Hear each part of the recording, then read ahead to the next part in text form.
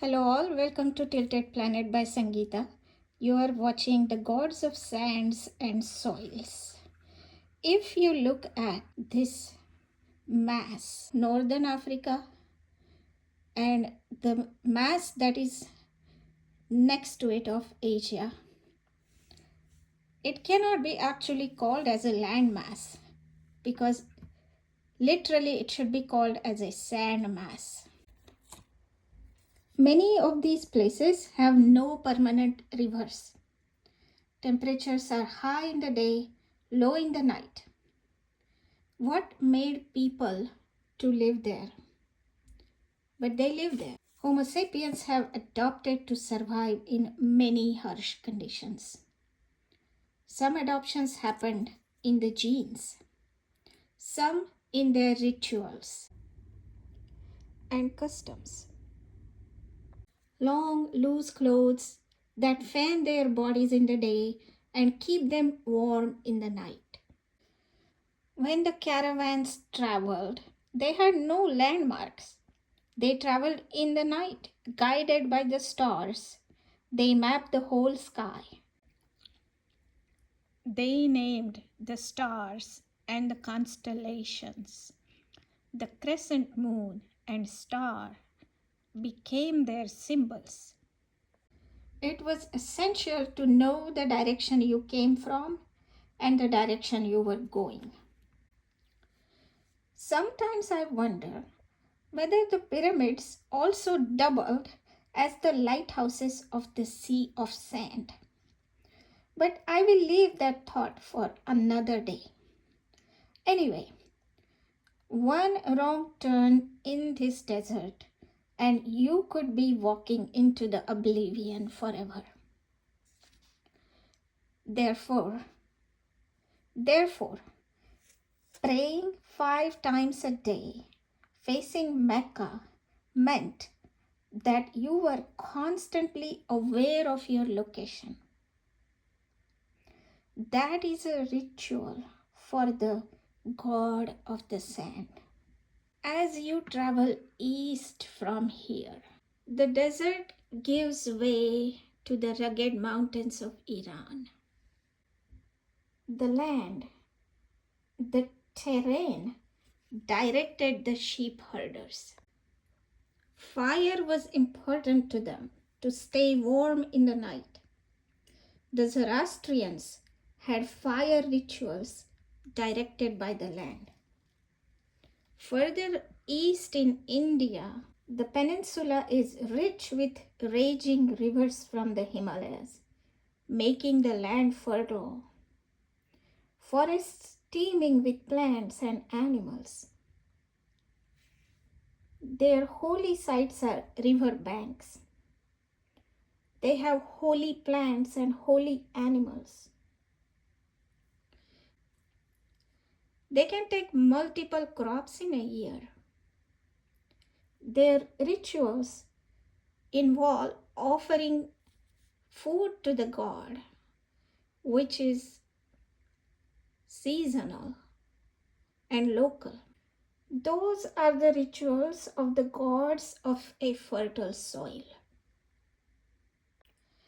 As people traveled, gods traveled, and the rituals followed. People of soil took up the rituals of the sand, sometimes by force. Bit by bit, the man became disconnected from the land. Then came the machines, big ships and trains and planes. The people of snow took up the religion of the sand and went on to conquer the people and the religion of another soil they had never been on. Gods mixed up, rituals mixed up, people lost connection to the land. I am a product of that mix-up, transplanted from one soil to another. What rituals should I follow?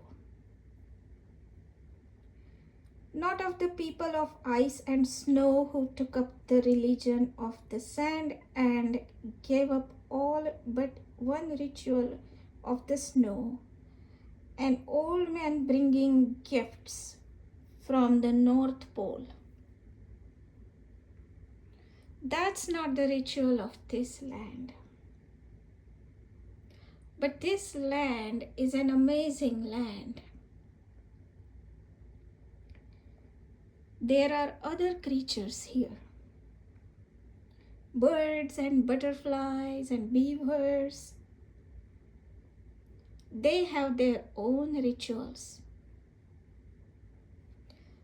Rituals of this land. The little monarch butterflies leave their home in Mexico in the spring and fly all the way to Canada and back. They follow this annual ritual of migration.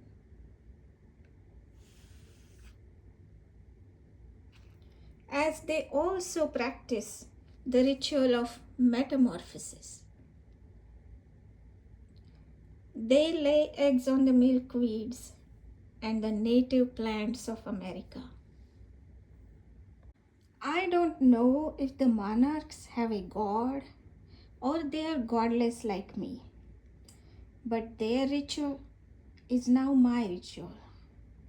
I plant these milkweeds for them in my garden and around the neighborhood, and they come and they lay eggs. I see the caterpillars. I see the butterflies. I see them fly north or south, and I say goodbye. And that's how I assimilate in this new land. I have kept a few rituals of my previous land. I want to be connected to that land as well as this new land. What land do you live on? Do you live on the land of soil or sand or snow or water? What rituals do you follow? Please share in the comment. Thank you for watching.